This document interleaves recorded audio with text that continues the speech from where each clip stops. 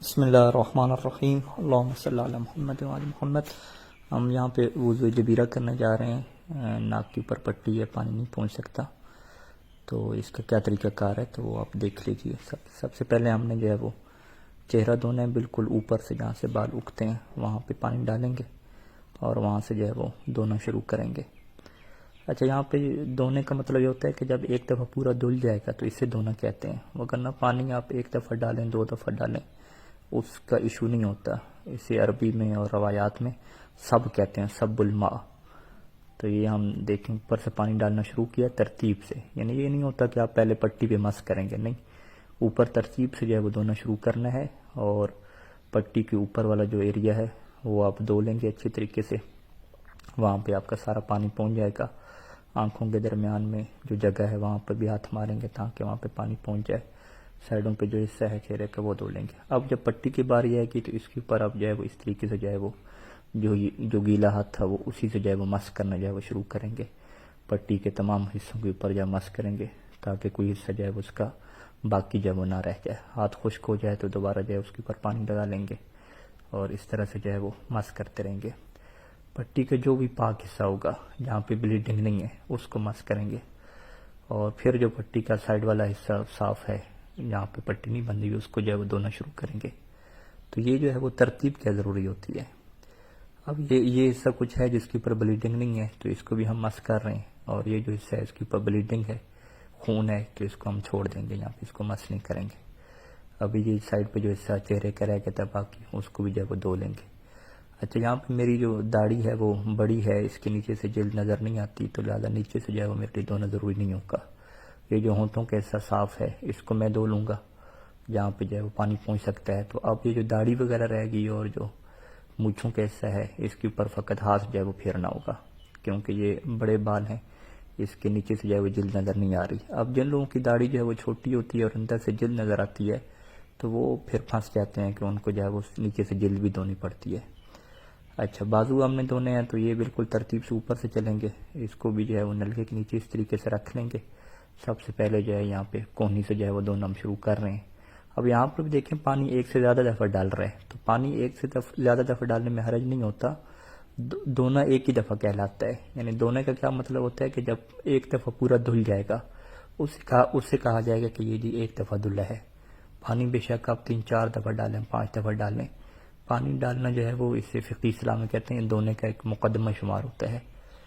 تو یہاں پہ ہم دیکھیں پانی تو 3-4 دفعہ ہم نے ڈالا ہے، لیکن دھلا جو ہے وہ یہ ایک دفعہ ہے۔ ایک دفعہ کونی سے پانی ڈالا تھا، دوسری دفعہ سینٹر سے ڈالا تھا۔ اب اس کو بھی ایسے ہی ہم دھوئیں گے۔ اب دیکھیں یہاں پہ پانی اب میں ڈال رہا ہوں کونی کے اوپر، تو یہ پانی ایک دفعہ ڈلنا شمار ہوا ہے، یہ دھونا اسے نہیں کہیں گے۔ دھونے کا مطلب کیا، جب پورا دھل جائے۔ اب یہاں پہ ہم نے پانی ڈال دیا، اب پانی یہاں پہ ختم ہو گیا، ابھی بازو رہتا ہے دھونے کے لیے۔ اب یہاں پہ دوبارہ پانی لیا، سینٹر سے جو وہ ڈال دیا یہاں پہ۔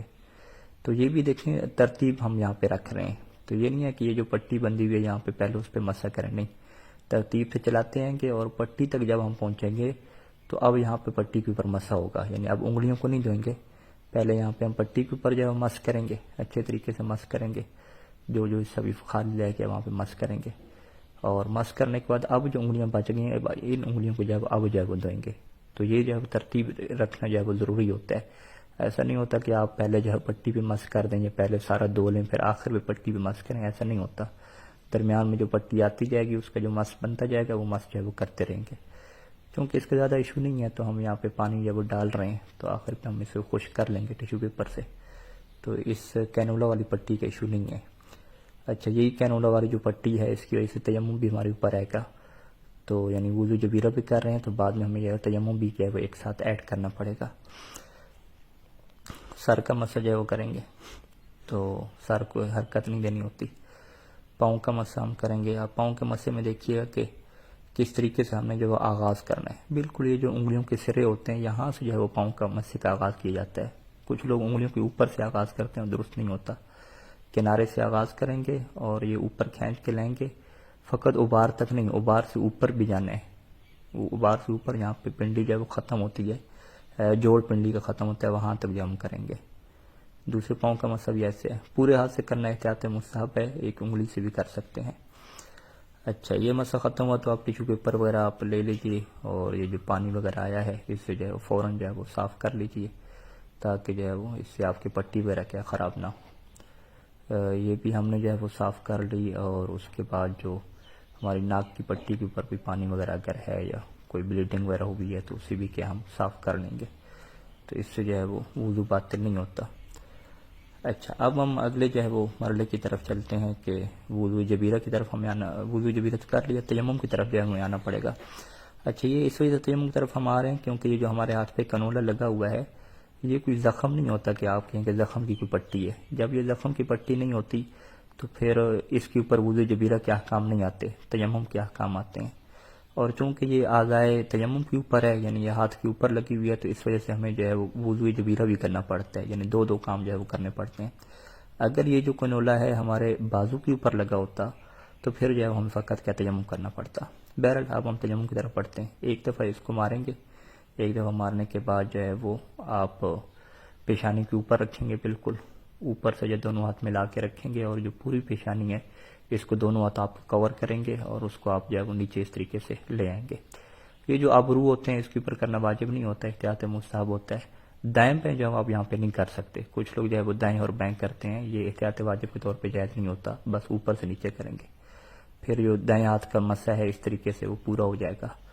پھر جو بائیں ہاتھ کا مسح ہے یہ پٹی کے اوپر ہی آپ مسح کرتے ہیں گے، تو پٹی کے نیچے جو خالی حصہ ہوگا اس کو ہٹا کے انگلیوں کے اوپر کر لیں گے، تو یہ آپ کا یہ تیمم کیا مکمل ہو گیا۔ اچھا اب نماز کی طرف ہم بڑھ رہے ہیں، تو نماز کے اوپر آپ کو یہ میں بتا دوں کہ بیٹھ کے نماز نہیں ہوتی، کیونکہ کھڑا انسان ہو سکتا ہے۔ جب تک انسان کھڑا ہو سکتا ہے بیٹھ کے نماز پڑھنے والا کوئی آپشن نہیں ہے۔ اچھا ابھی یہاں پہ ہمیں شروع میں سجدے سے منع کیا گیا تھا، پہلا دن تھا، بلیڈنگ زیادہ ہو رہی تھی، تو اب ہم یہاں پہ سجدہ کیسے کریں گے وہ آپ دیکھیے گا۔ تو یہ کوئی کرسی وغیرہ پہ سجدہ نہیں ہوگا، سجدہ بھی جو ہے وہ اشارے سے ہوگا، اور رکوع میں چونکہ ہم اتنا جھک سکتے ہیں سر کو سیدھا رکھ کے کہ ہمارے جو ہاتھ کے جو انگلیوں کے کنارے ہیں وہ گھٹنے تک پہنچ سکتے ہیں، تو اس میں بھی کیا ہے ایشو جو ہے وہ نہیں رہے گا۔ تو یہاں پہ جو ہے وہ قرات وغیرہ بھی ہم مکمل کریں گے، تو پھر آپ دیکھیے گا کہ کیسے جو ہے وہ رکوع ہوتا ہے اور کیسے جو ہے وہ سجدہ ہوتا ہے۔ اب دیکھیے رکوع کی طرف ہم بڑھ رہے ہیں، تو زیادہ نہیں جھکنا، سر کو بالکل سیدھا رکھنا ہے، اور جو انگلیوں کے سرے ہیں یہ بالکل گھٹنے تک پہنچ گئے ہیں۔ انگلیوں کے سرے جب گھٹنے تک پہنچ جاتے ہیں تو اس سے کہتے ہیں کہ رکوع فقہی طور پہ آپ کا ہو گیا، تو یہ کافی ہے۔ اچھا یہ دیکھیں اشارہ ہم نے چھوٹا سا اشارہ کیا سجدے کے لیے، پھر سر اٹھا لیا دوسرے سجدے کے لیے، پھر اشارہ کیا، اور سبحان ربی الاعلی و بحمدہ پڑھ کے سر جو ہے وہ اٹھا لیا۔ اب یہ ہمارے کیا دو سجدے ہو کے۔ اچھا یہاں پہ اب ہمیں نیچے بیٹھنے کی یا اس طرح کی ضرورت نہیں تھی، کیونکہ ہم ایسا سجدہ کر ہی نہیں سکتے کہ جس سے ہم سر زیادہ جو ہے وہ جھکا سکیں۔ اچھا دوسری رکعت بھی ایسی ہے، رکوع بھی جو ہے وہ ایسی ہم کریں گے، اور تھوڑا سا جو ہے وہ جھک لیا اس میں سر کو سیدھا رکھ کے، اتنا ہم کر سکتے ہیں۔ اتنا اگر نہیں کر سکتے تو اس کے لیے بھی اشارہ ہوتا۔ سجدے کے لیے کیا ہے مختصر سا اشارہ، سر کو جو ہے وہ تھوڑا سا جھکا کے، سر نہیں جھکا سکتے تو آنکھوں کو کیا ہے بند کرنا ہوتا ہے سجدے کے لیے۔ تو اس طریقے سے جو ہے وہ دو سجدے جو ہے وہ ہمارے ہو رہے ہیں، اور سجدے کے اوپر کچھ رکھنا بھی کیا ضروری نہیں ہے، اور میز والا آپشن نہیں ہے۔ اچھا یہاں پہ جب تشہد میں پہنچتے ہیں تو تشہد کے لیے پھر زمین پہ بیٹھنا واجب ہو جاتا ہے۔ اچھا یہ مسئلہ بڑا جو اہم ہے، لوگ جو ہے وہ پھر زمین پہ نہیں بیٹھتے، کرسی پہ بیٹھ جاتے ہیں، تو جو زمین پہ بیٹھ سکتے ہیں ان کے لیے زمین پہ بیٹھنا جو ہے واجب ہوتا ہے، حتیٰ کہ اگر وہ مستحب نماز بھی پڑھ رہے ہیں۔ مستحب نماز جب وہ بیٹھ کے پڑھ رہے ہوتے ہیں کرسی کے اوپر، تو تشہد اور سلام کے لیے ان کو نیچے جو ہے وہ بیٹھنا پڑتا ہے۔ اب تیسری رکعت دیکھیں ہمارے یہاں پہ مغرب کی مکمل ہوگی، سجدے اس طریقے سے کیے، اور سلام کے لیے بھی ہم کیا ہے زمین کے اوپر کیا بیٹھیں گے، تشہد اور سلام کیا ہے زمین کے اوپر بیٹھ کے پڑھیں گے، اور اس طرح سے جو ہے وہ ہماری جو نماز ہے وہ کیا ہوگی مکمل ہوگی۔ اللہ تعالیٰ سے دعا ہے کہ خدا ہماری اس عبادت کو قبول فرمائے اور فقہی احکام اس سے سیکھنے میں آپ سب کو جو ہے مدد ملے۔ اللہم صلی